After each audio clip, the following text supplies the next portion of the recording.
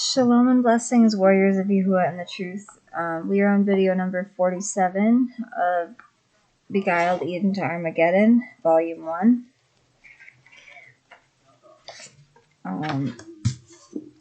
And I just got an email today from Sacred Word Publishing asking, where have you been? And they were trying to give me a 30% off coupon for another book.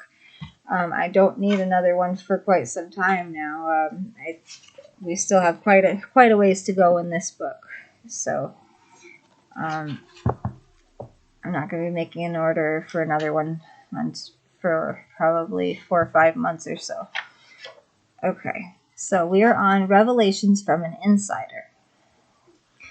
The late Malachi Martin's book, The Keys of This Blood, page 639, specifically mentioned Pope John Paul II's preparatory place in end-time prophecy.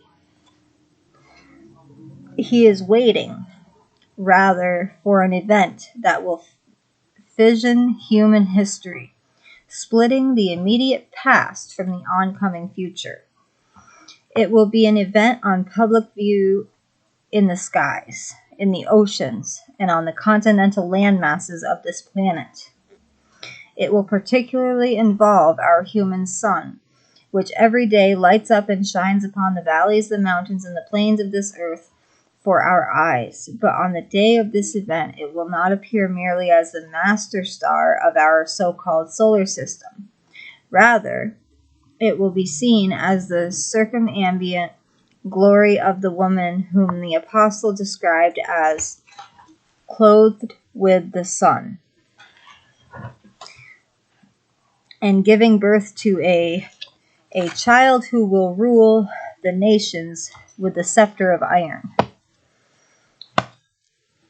Fissioning, it will be as an event in John Paul's convictions of faith, for it will immediately nullify all the grand designs the nations are now forming and will introduce the grand design of man's maker. John Paul's waiting and watching time will then be over. His ministry as the servant of the grand design will then begin. His strength of will to hold on and continue, and then, when the fissioning event occurs, to assume that ministry derives directly from the Petrine authority, entrusted solely to him the day he became Pope in October 1978. That authority, that strength is symbolized in the keys of Peter, washed in the human blood of the Yahuah man, or God man, it says here, Yahushua HaMashiach. John Paul is and will be the sole possessor of the keys of this blood on that day. Malachi Martin was a Roman Catholic scholar and former Vatican insider who wrote extensively concerning demonic presence inside the Vatican. Malachi's above words state emphatically Pope John Paul II was waiting for and eventually did witness emergence of a child clone from Yahushua's blood. Here it says JESUS. After all, it was Yahushua's blood that covers the Kodesh, or Holy Shroud, which was entrusted to John Paul for safekeeping in 1983 after the cloning. So that's when the cloning occurred. It already occurred back in 1983. This was to allow a future pope to prove the child came from blood on the cloth that was obtained and used in cloning him, a form of asexual fission. In biological science, asexual reproduction is a mode of reproduction by which offspring arise from a single cell and inherit genes of that cell only, totally unlike fertilization of a sperm with an egg. Cloning was not a highly approved scientific term when Malachi Martin wrote his book. He had to use a scientific equivalent, asexual fissioning, in order to describe what was going to happen during Pope John Paul's reign, which would lead directly to Yahushua being reborn to reign over the earth through Catholicism's pagan virgin cult. Here they use the word JESUS. the false title, or false name. Pope John Paul II knew the original Virgin Mary, clothed with the Son, had once delivered the Yahuah man, or God man, as it says here, Yahusha. And now, through asexual fissioning, a chosen virgin from the tribe of Dan was going to deliver another Yahuah man in Yahusha's image to reign on earth. I do not think Malachi Martin's words could have been any plainer or any more true. This is exactly what happened. Pope John Paul II really did secure keys to the Kodesh, or Holy Blood, by owning the shroud, with underground scientists perfecting DNA mapping of genetic material, as well as the ability to clone a person from one holographic cell. Pope John Paul II knew the child born from the shroud was indeed a replica of the original, and Earth's final curtain was about to fall. The Vatican's total ownership of the shroud secured all proof they would ever need in order to unify religions to accept a cloned, here it says Jesus as Messiah. We know the blood was Yahusha's. Everybody's going to think he's Jesus, come back, but it's the anti-Messiah. This fulfills prophecy according to Revelation 13:15 concerning a false prophet who creates an image of the beast to live in the sight of men. The image of Jesus obtained through cloning, overseen by Vatican hierarchy, has allowed his image to live among us and one day be crowned king of this world. Fissioning is an ancient alchemy term that denotes splitting an atomic nucleus. Malachi Martin described this fission event as having the capacity to explain the grand design of mankind's maker, Yahuah.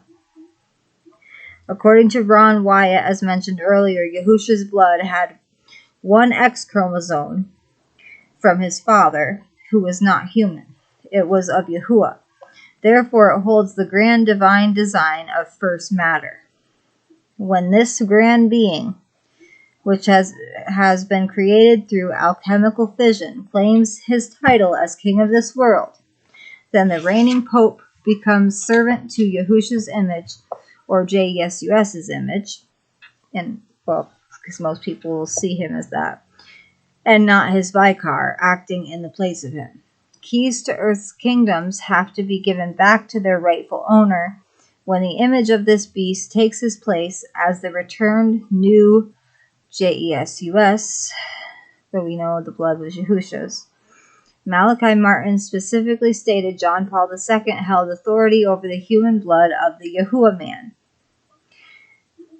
Because that Yahuah man is alive now, Pope Francis I will only be able to function as Peter did to Messiah, as his servant and not as his replacement.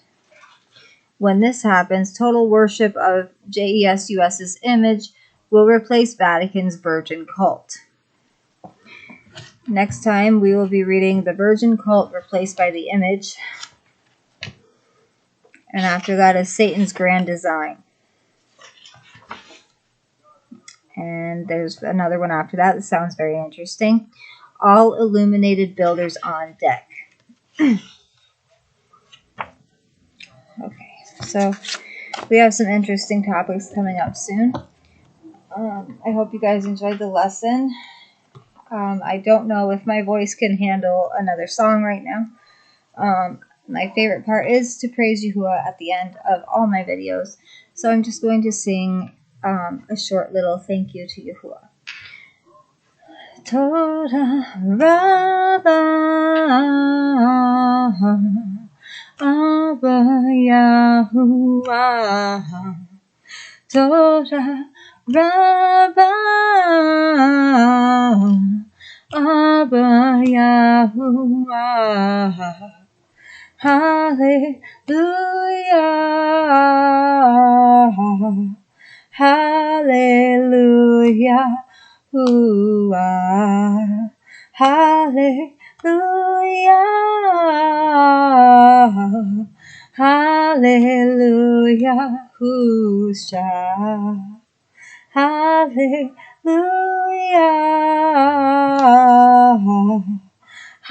Hallelujah, Ruach HaKodesh.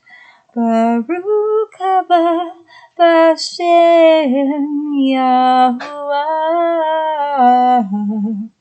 Baruch haba Bashem Yahusha. Baruch haba Bashem Ruach HaKodesh. We love you all with an everlasting love, as our Abba Yahuah in the Shamayim loves each and every one of us, even you.